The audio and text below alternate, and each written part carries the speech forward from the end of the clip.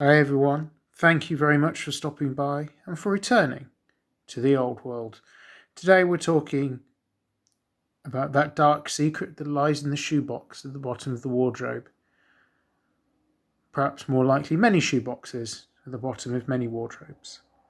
The pile of shame, the mountain of opportunity, the mound of despair, I don't know,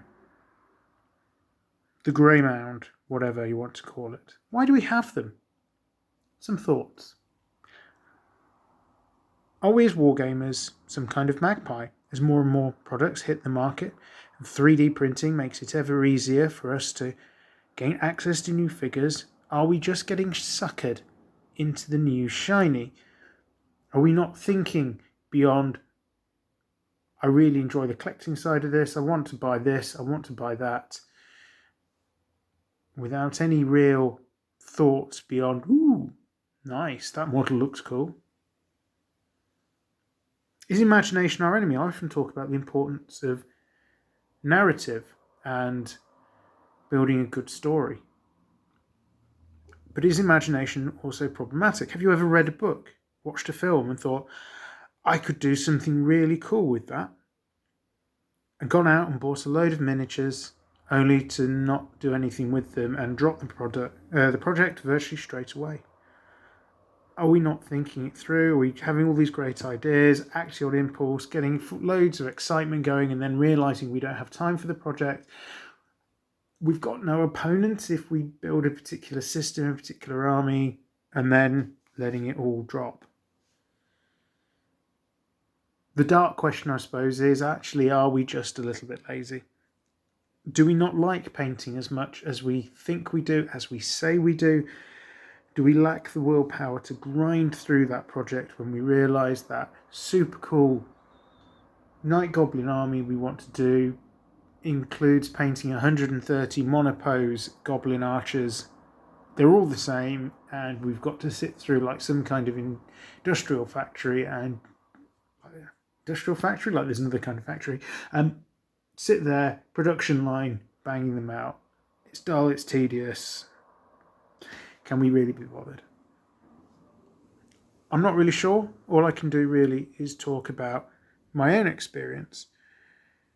And I think for me, things changed a bit with the COVID lockdown. So with COVID and the lockdowns, not having the opportunity to do as much stuff as I would normally, but also the lack of availability of new models because production wasn't up and running it to the same extent. Shops were shut. There wasn't the events to go to see the dioramas and the like to encourage you to buy things. It made me really focus on what I already had, as well as a side to that, the secondary market, big spike in the costs of new miniatures. So yeah, I had to really confront my own grey mountain. Had more time to paint, so made some good inroads into it. And over time, I found my mindset has changed, and it became easier for me to not buy stuff I don't need or that I'm not going to paint for ages. This was probably supported by setting myself some clear goals, such as I'm only going to buy a model if I'm going to be able to paint it this year, because I don't want stuff lying around too long unpainted. And certainly during the COVID lockdowns, having more time to paint really helped me as well take my mind off the fact that it was pretty grim not being able to go out much and see people beyond the government mandated hour of exercise a day.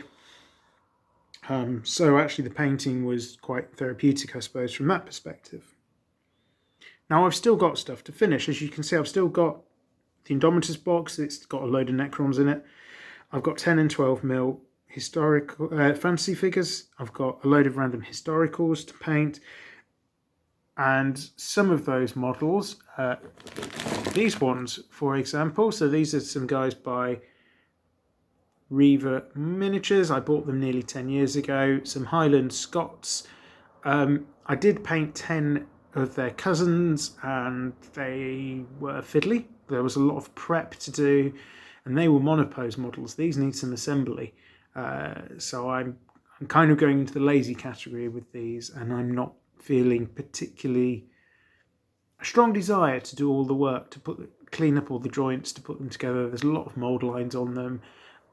They're very nice models when done, but I'm just not feeling the motivation. Maybe some of this stuff will form into future projects. With the French Napoleonic infantry nearly being done, and with it the completion of the army, I will be looking for a new project to complement my dwarves, to mix up my work on the painting bench, just to keep things interesting, keep it lively. So maybe some of this stuff will find a place in there. What I'd be interested to know is, do you have a Grey Mountain? And assuming the answer is yes, why do you think that is? What is the cause of having that big pile of stuff you'd never painted, never played with, never seen the light of day? And is there something you find particularly helpful to challenge yourself to get things moving once again? As I say, let me know in the comments below, but otherwise, this is Return to the Old World. Thank you very much for stopping by, and have a great day.